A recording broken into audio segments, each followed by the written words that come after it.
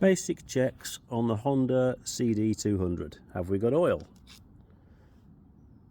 Yes, we have. It's in there, but it's black. Fine, at least there's some in there. Spark plug out. Looking alright, clean and dry. More interestingly, air filter. Not attached, not been attached for a while because it's deformed and there's no clip. Tells me that someone's been trying to start it and, you know, possibly something going on there. Maybe starting it on easy start. Also, that's not looking good, is it? Someone's been playing with the carburetor. 2 more 5-minute jobs for me. Okay, another couple of minutes in. We have a battery strapped to it. We have lights. And you're not going to see this very well with me holding it, but we have spark. There you can see it. I'm good with the camera. So, we've got a CD200 Bentley with spark plugs that work. We've got spark. We've got turning over quite happily on the electric starter and the kick starter. So, what do you reckon? Carburetor time? Take the carb off, clean it out, give it some new fuel and see if we can get it going brum.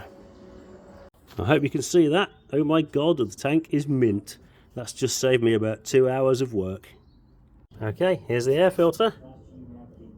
I think that's past its best. Luckily, all you have to do is peel all this off, put it in the bin, which shouldn't take very long. Wrap some new foam around it, which I happen to have, of course, and glue the edge together using contact adhesive. Takes about 5 minutes while you have a cup of coffee holding it. There's no shortcut, hold it by hand, don't naff about with bits of tape, and then that will be perfect and ready for another 100,000 miles. Happy days! And there is the base of the air filter, just waiting for some new foam. Easy, easy. Okay, I think we may have found my next job. The carburetor is looking decidedly dated. I need a good poke out and a really, really good clean. Next job. There we go, shiny new air filter. There's the seam.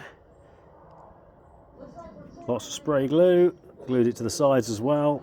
That will last for years. Air filter made and in. Plugs cleaned. Sparking and back in. Carburetor cleaned and back on. And the choke attached and the air filter pipe attached. Petrol tank's totally clean. We're just going to fuel up now and try it. Okay, so after an hour's work, we now have a running CD200.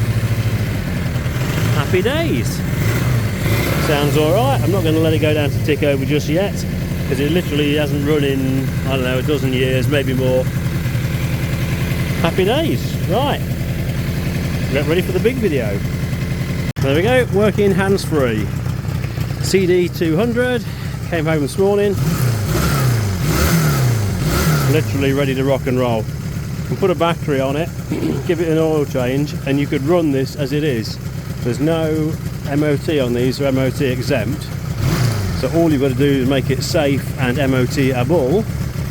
The brake lights work. You're going to love this one. Even the indicators work. I've checked everything, everything works except for the horn. So if only we knew where there was a new horn. Oh look, here's one now. That'll be working in 5 minutes.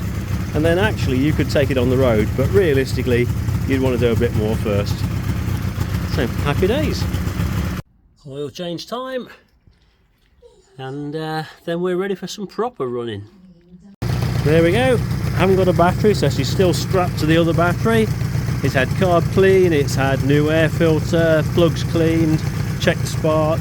It's got new oil, and we put some Red X in the new clean fuel. The tank's spotless, and she's sounding absolutely fine.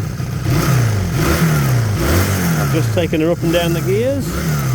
Most worrying for a half a second until I realised that it does only have 4 gears.